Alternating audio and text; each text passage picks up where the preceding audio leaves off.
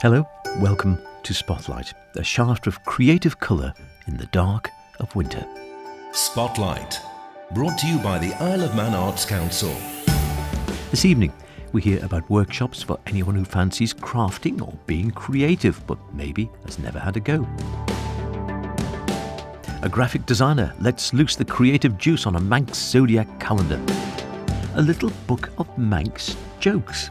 And a poem to remind you to get your entries in for next year's Poetry Trail.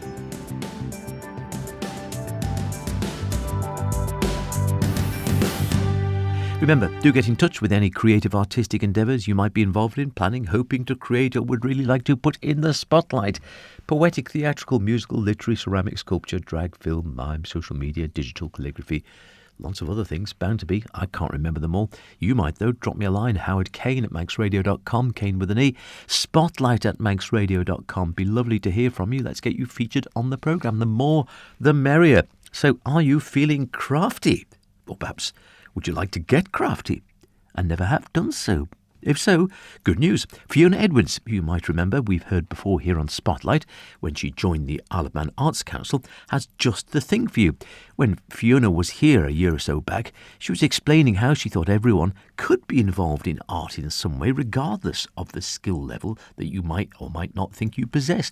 Now, 12 months on, she brings us the Crafty Cat Studio at Ballasalla.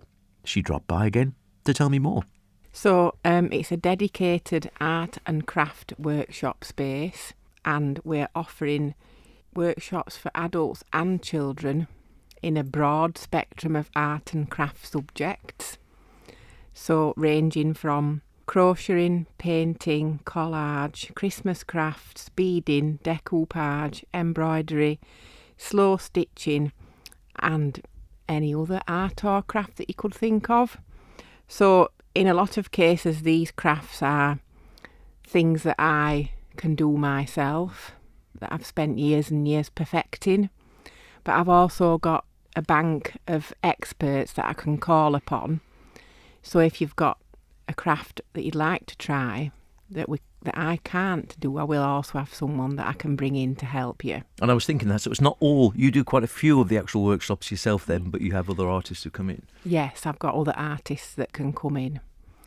So I've got other artists that can do dressmaking, getting to know your sewing machine, beading, left-handed crocheting, because I'm right-handed and it's not really the skills are not transferable. So any kind of project that you would like help with or a workshop delivering in, we've got a pool of people that I can call upon and get their skills. And I know you mentioned this when we were talking last year, so is this something that has developed over the last year or so, or was it sort of a new idea which you started separately, as it were? So this has definitely been developing since the last time I spoke about art and craft in the Isle of Man. So 12 months ago I became a member of the Arts Council, and I mentioned on the Spotlight about people have got a perception that you've already got to be good at something. So you've already got to be good at an art or a craft to take it up or to continue it, and that there's some kind of evaluation in terms of your skills, and that's something that I think is a misunderstanding, and that in a lot of cases just having a go, having some fun, relaxing into the process is better than worrying about the final product or the outcome. And you mentioned sponge painting as well. That is, as it sounds on the tin, painting with sponges? It is, definitely. So we have an art class on a Sunday morning called The Kittens, which is for children 2+, accompanied by an adult.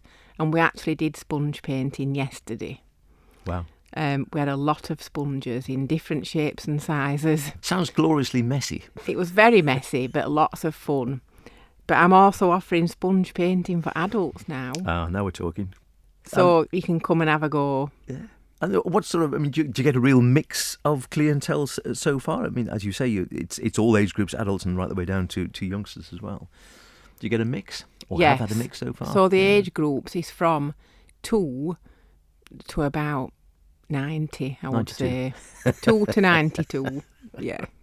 And is it going? I think it opened sort of early first week or so of November. Is the workshops, are they offered now or going to be offered going forward all year round?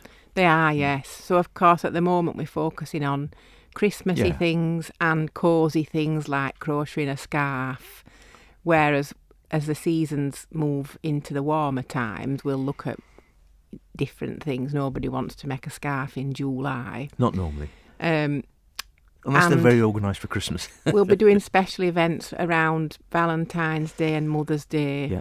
and then Easter. So obviously it will keep changing with the seasons. And have you, from what you're saying, have you been a lifelong crafter? I've been a lifelong crafter, yes. And in the past, before I started this, I worked in financial services doing project management and business analysis, and I find that this crafty outlet helps with like stress relief, resets your mind, and just, it just helps you to relax. Yeah, and you hear that a lot from people who practice whatever type of art, whether it's crafting, painting, sculpting, pottery, ceramics, whatever. Again, there is this therapeutic element of it and this relaxing and sort of slightly meditative feel about it. Well, you're based down in Ballasalla, so how do people, if they want to get involved, they're thinking, you know what, that sounds something that wouldn't mind having a go. It's sponge painting or ceramics or crafting or whatever the case may be. How do they go about it and where are you? So I'm at 8 Douglas Road, Ballasalla, so on the busy roundabout near the Whitestone pub. There's actually lots of parking in Ballasalla. I'm also on a bus route. I've got a Facebook page called The Crafty Cat IOM. So you can follow me on Facebook and get in touch with me from there. Or just pop in to see me if you're driving past. You can drop in and have a chat. Yeah. And do you have a favourite sort of out of the various crafts you mentioned? Have you got a favourite one you like to practice yourself, or do you mix and match depending on your mood? My very favourite thing is hand embroidery. So from, stitching a picture that's pre-printed onto fabric, or more free, like slow stitching where you just go with the flow and stitch on top of different coloured fabrics. And also I've just had a trip to Japan where I tried sashiko, which again is hand stitching, but it's a different kind. So that's definitely my favourite. Sounds like a great idea. Putting her money where her mouth is, as they say, and embracing the principle of art for everyone, not just perceived artists. Spotlight, brought to you by the Isle of Man Arts Council. Now, it's not often on this show that I can say I feature in a work of literature, but I can in this next piece, if I stretch a point about just what literature is. Well, quite a long stretch, to be honest. Right, yes, it's a joke book, right? About my level, you might be correctly thinking. Not any old joke book, however. This is a little book of Manx jokes, the brainchild of 4th Manx bard Sarah Goodwins from Lockton Books. I asked her how this slightly different publication for her had come about. Well, it's very different from the sort of thing we normally do, but mostly Manx in Douglas do their own crackers, which are Manx related. They've got Manx tartan on the outside and Manx gifts in the middle and whatever. And we were given some last Christmas, but they didn't have any mottos, Manx mottos.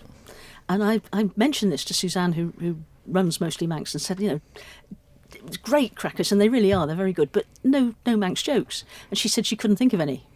So I said, impetuously, I said, I'll see if I can come up with some. So I came up with a couple of dozen, and she thought they were quite funny. And the idea came out of that. And she sort of said, well, why don't you do a small book of Manx jokes? And being foolish, I agreed. As you do. Yes. So what's just literally a case of sitting down and is this how you populated it then? Have you sat down with your pen and paper or your iPad or whatever and thought, right, okay, jokes, and then see if I can Manxify them? Yes and no. It's been a sort of an ongoing project over the summer. Some of them could be generic, like what motorcycle would Father Christmas ride at the TT? A Holly Davidson. I mean, you put the TT bit in, and it doesn't have to be that. But then there are some that are completely Manx, like Finoddery Gin. No, Druid Ale. So there are some that are completely Manx. It's family friendly, though. I had to clean up my other half's jokes, who came up with some that were really quite funny, but also quite crude. But we haven't put those in. Shame. Well, no, this is family friendly. It's for kiddies as well. You can't have rude stuff for children. Well, that is true. I suppose it's got to go that way. So, are they all original, or did you have contributions from other people saying, "Hey, tell you what, I know a good Manx joke"? They're all original apart from one. And the one that isn't is probably the traditional Manx joke. How many Manxmen does it take to change a light bulb? None, because the Manx don't like change. So, I'm with you. And so that one's gone in there, but all the others are original. Most of them are mine, so it's my fault. One or two of them are from my husband, George. I mean, he came up with, for example, why are the people at Colby very trustworthy? Because they're on the level. Hey, that's pretty good. See, I was just as you were saying that, I just opened it at random, page 6. I rather like this one down the bottom. We won't do too many, otherwise people won't buy the book. The little cafe near Bulgham stops serving at the end of the season. They're having a closing Dune sale. See, I quite like, and it is true as we were saying before, and there's one at the top of that page, which you need to see on the page. I said to the foreman at Poolvash Quarry, "That's a very big rock." He looked at it and said, "Boulder." So I said, "That's a very big rock." But you need to see it in print, really, for it to work. Yes. It's a great little idea, I must admit. Did it take long to populate it? Difficult to tell, because I carried a notebook around, and if I saw a place and thought, "Oh, I could work that in." I mean, another one, for example, why are they called seagulls? Because if they lived in Ramsey Bay, they'd be bagels. Things like that. I did just sort of, as I was sort of travelling around, I just note things down.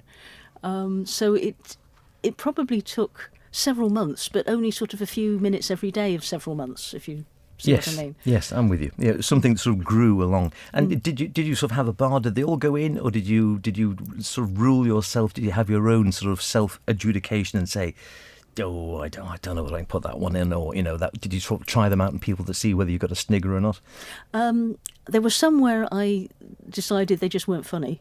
The trouble is, my sense of humour might be completely different from somebody else's. You never know, do you? You never know. Humour is a very subjective thing, isn't it? I did try one out on one of the motormen on the MER, and I said, "Do you know that the motormen, the drivers on the Manx Electric Railway, can't be electrocuted?" And he said, "Why not?" And I said, "They don't conduct." And he thought it was funny, so I thought, OK, that one can go in. So yes, we did try a few of them out, but some might be funny. Some people will think they're not funny at all. Yeah, but that's always the way, isn't it, with humour? Yeah. That is always the way, it must be said. And I see it is dedicated, as you mentioned there, for Suzanne Curfey, whose idea this was. She's taking responsibility. And therefore whose fault it is. So it's beautifully done. A lovely glossy cover on the outside of it as well, and nice and bright and cheery, and, as you say, designed very much to put a smile on the face. And again, as you say, sort of hitting out, coming at this time of the year, so cracking little stocking filler. It's something to hit the Christmas market. Yes, I mean it's not very expensive. It's £5 or £4.95, which is not much more than a cup of coffee nowadays. And we were hoping that it would be good for the Christmas market, but we were also hoping that perhaps visitors in the summer season next year, if we've got any left, hopefully we'll have some. Well, no, hopefully we won't have any left. I was going to say, hopefully they'll go, but but they might find it amusing as well. I should make clear though that it doesn't.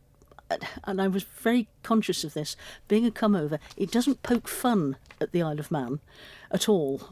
I was very careful not to, because A, I would find that insulting if I was a Manx person, and B, I like the island, I'm not going to make fun of it. But there is humour there. Yes, jokes with a Manx theme and taking the sort of the Manx culture and the Manx place names and such like, but not actually poking fun at Manxness per se itself. No, exactly. So a celebration of the funny side of yes, that's a very good way of putting it. Of yes. Our little island, I suppose, is a nice way of looking at it. Available direct from Lockton or other shops, and where can people pick up a copy? Well, mostly Manx, obviously, because it's her fault. Sorry, Suzanne, if you're listening. The book company have it. The Bridge Bookshop, Manx National Heritage are thinking about it. The JJ Ribbon shop in Laxey has it. There are various shops around the island. But yes, you can get it direct from us. If you get it from us, you will have to pay postage, though. And the postage for a small book like that is quite a lot. Yes, that's true. And I have to say, I mean, the marvellous thing, I actually feature in it. I'm not going to say where. People have to buy Page it. 29. Oh. Halfway down. I'm in there. I mean, that's famous last in print. Yes, I've never thought I'd see myself in a joke book, but God, I mean, come on, this is it. I've made it. I've made it. I've made myself into a joke book.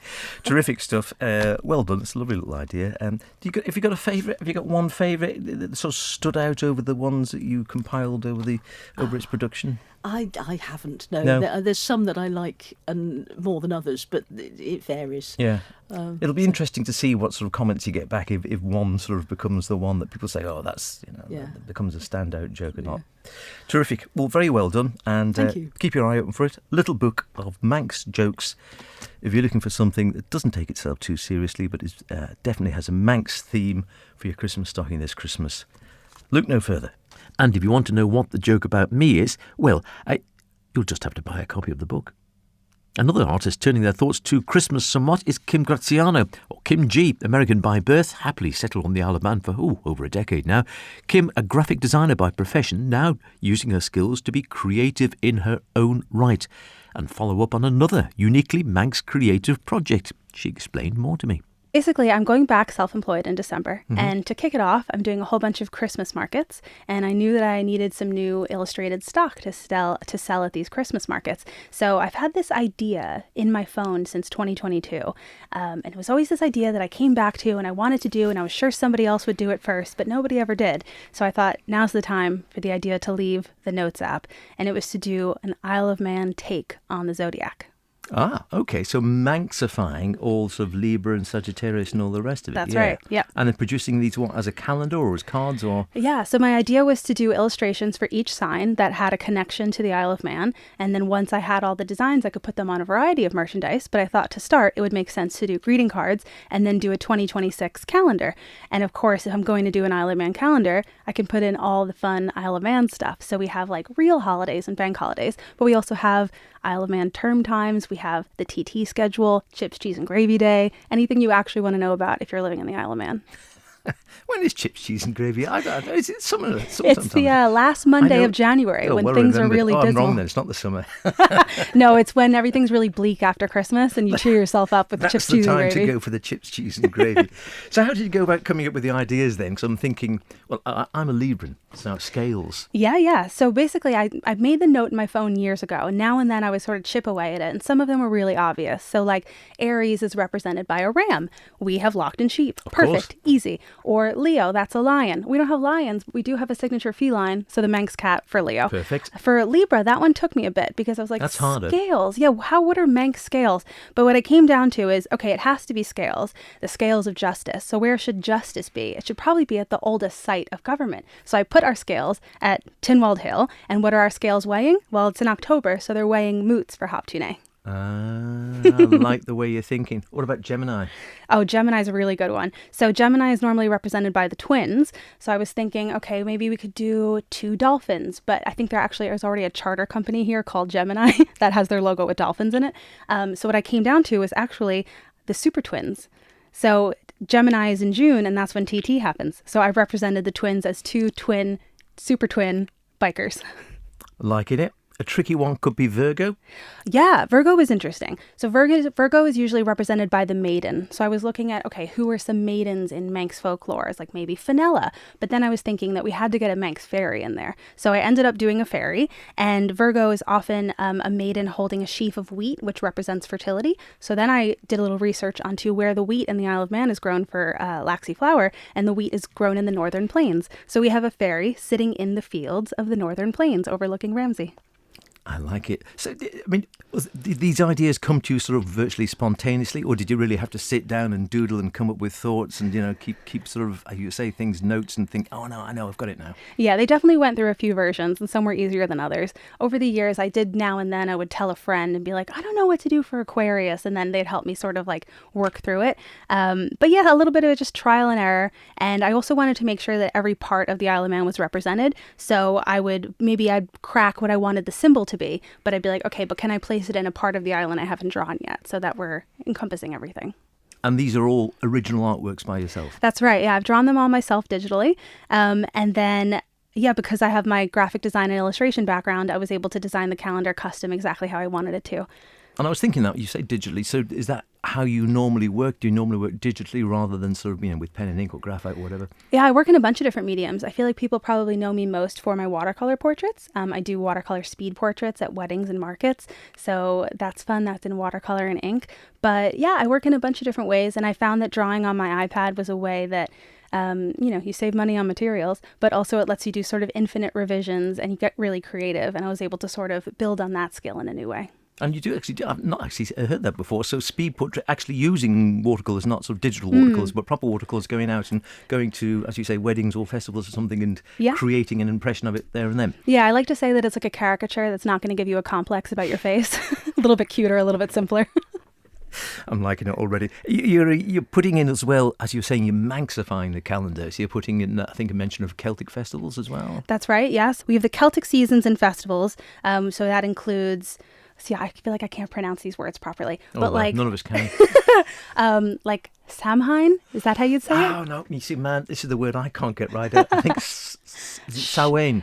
That sounds better. Yeah. I think I get ticked off for getting this one wrong as well. Samhain, I think. I think that's right. So I've included all of those dates from the Wheel of the Year in the Celtic calendar, but I've also included like the solstices as well. So if you just sort of know it as like summer solstice, that's in the calendar as well. But I think that's nice that you can sort of use this as a way to connect to nature as well. Yeah, excellent idea. And so it is a full Manx calendar. Something designed for the home or the office, or a bit of both? I think it can work anywhere. I mean, to be honest, I think that it's a quite pretty calendar.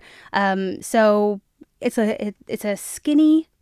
I don't know. How do I explain it? I've designed it as a tall, thin calendar where the artwork stands separately from the dates. So you can have the calendar all year long, and then actually, if you're feeling a bit crafty at the end of the year, just slice off the dates and you have yourself a collection of prints that you can keep beyond the year. Yep, I'm liking that. Reuse, why not? Absolutely. And there's also greeting cards you've done at the same time? Yeah. So the artwork that's in the calendar is also as available as greeting cards. I'm selling these at a variety of markets over the Christmas season, but also on my website. And I have a couple of local stockists as well. So we've got Robinson's on Cole Road. We've got Mostly Manx in Douglas. We've got Mother Teas in Laxey. And we're going to be adding the Sacred Clan store, which just opened in Tynwald Mills. Oh, great. So available at all those places. Are they available now? Yeah, they are available now. Marvellous. And or if people maybe can't get out or don't have a chance, they can go via the website, can they? Yes, you can, for sure. Just tell us that. Yeah, so my website is kimgstudio.com. Lovely. And how have you actually found it then? Because we talk a lot about art and working in art on a spotlight. And is it very challenging in the current environment to work as a freelance artist and illustrator? 100%. Yeah, you definitely have to have multiple income streams. The Christmas markets are a really fun time of the year, but it's obviously just a condensed period of the year. So throughout the year, the way that I pay the bills is by working as a freelance graphic designer, working with small businesses. I do web design, graphic design, packaging design. One of my favorite clients is the Isle of Man Salt Co., who recently their packaging design has ended up on the shelves of Selfridges in London. So even if you're on a small island, your clients can go far. So yeah, I do a lot of different things throughout the year, whether it's painting at weddings or working with local businesses or illustrating my own products. It's sort of a little bit of everything to make it work as a artist these days. And just finally, do you see this current work, the calendar, the Manxified calendar through the signs of the Zodiac and the cards, if they go well this year, can you see yourself doing sort of something similar next year, do you reckon? Totally. I would love to expand into other products as well. I would love to make a tea towel. I think it would be so fun to have a line of ceramics. And of course, we can do a 2027 calendar for the following year. So yeah, this is just the beginning. Also, I wanted to do a shout out to Culture Vannon because they helped me out because I knew I wanted to include Manx translations in the product. So I reached out to Culture Vannon, who has a free translation service, which I think is amazing. And they were able to translate each sign for me into Manx, which I don't know if that's ever been done before, really. No, it's news to me. I wouldn't have a clue. No. But I think it's cool because even though I'm terrible at the pronunciation, the idea that, everybody knows their sign and so they can learn a little bit of vocabulary and they can learn their sign in Manx. I must say the calendars look great, beautifully executed, great fun, distinctively Manx. Best of luck, Kim. Sure, we'll be talking to her again with more artistic projects in the months to come. And in the meantime, if you're out Christmas shopping, well, 2 little ideas there. Before we go, we heard about the 2026 Isle of Man Poetry Trail last week. Entries need to be in by the 1st of December, by the way, so don't hang around. And for a little inspiration, perhaps. I asked Roger Bloor, the membership secretary of the Isle of Man Poetry Society, if he had a little poem that he could give us. And, of course, he obliged, modestly. Yeah, I'm not sure whether this would be a good one for the poetry trail, but my wife and I were thinking about buying a puppy and talking about it, and then realised that all our Facebook adverts seem to have puppies in them, and it inspired a poem called Alexa, You're Fired. The internet is sitting on my shoulder, and every day it's getting bolder. It eavesdrops, mind reads, engineers posts and feeds and video clips to mirror my desires and reinforce the needs and wants it overhears or harvests from my Facebook page. And now it's sitting in my head, remembering each word I've ever said.